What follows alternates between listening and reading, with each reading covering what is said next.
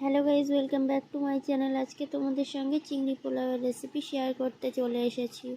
তো প্রথমেই আমি চিংড়ি মাছগুলোকে কড়াইয়ে দিয়ে নিলাম, তারপরে একটু লবণ দিয়ে নিলাম আর হলুদ দিয়ে নিলাম। এগুলোকে ভালো করে ভাজবো। তো চিংড়ি মাছগুলোকে লাল করে ভেজে নেব ভালো করে।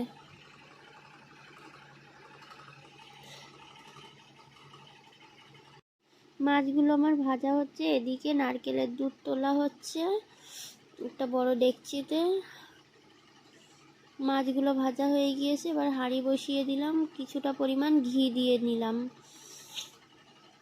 ঘিটা গরম হয়ে গেছে, এবারে পেঁয়াজ কুচিগুলো দিয়ে দেব। পেঁয়াজগুলো ভালো করে ভেজে নিতে হবে। দিয়ে দিলাম তেজপাতা। এবারে দিয়ে নেব গোটা মরিচ, দালচিনি, লবঙ্গ, এলাচ, বাদাম আর কিশমিশ। এগুলোকে দিয়ে দিলাম, ভালো করে নেড়েচেড়ে ভেজে নেব এগুলোকে। তোমার মোটামুটি ভাজা প্রায় হয়ে গিয়েছে, কালারটা অনেকটা চেঞ্জ হয়ে এসছে। আরও কিছুক্ষণ ভেজে নেব এটাকে।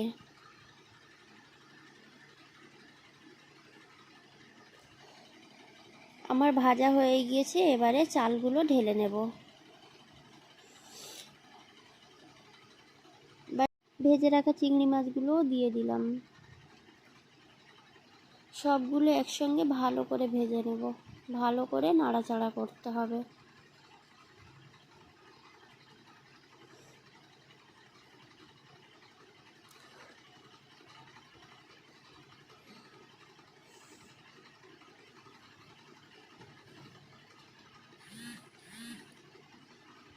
আমার ভাজা প্রায় হয়ে গিয়েছে।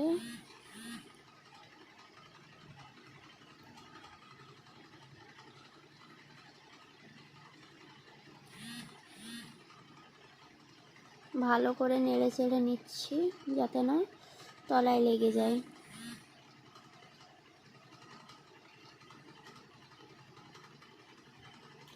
এবার নারকেলের দুধটা এবারে ঢেলে দেব, দিয়ে এটাকে ভালো করে নাড়াচাড়া করে নেব।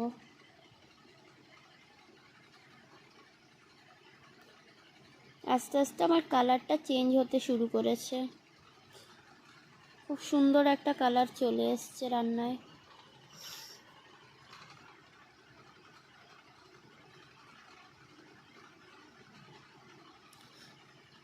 আবারও একটু ভালো করে নেড়ে চেড়ে নেব।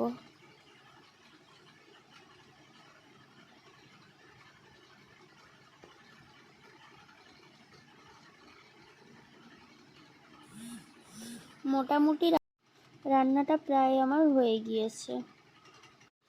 এবার এটাকে আমি ঢাকনা চাপা দিয়ে রেখে দিচ্ছি সম্পূর্ণ হওয়ার জন্য। তো ভাতটা হয়ে গিয়েছে, ভাতটা খুব সুন্দর হয়েছে, ঝরঝরে হয়েছে। তৈরি হয়ে গেল চিংড়ি পোলাওয়ের রেসিপি। এটা খেতে দারুণ স্বাদের হয়।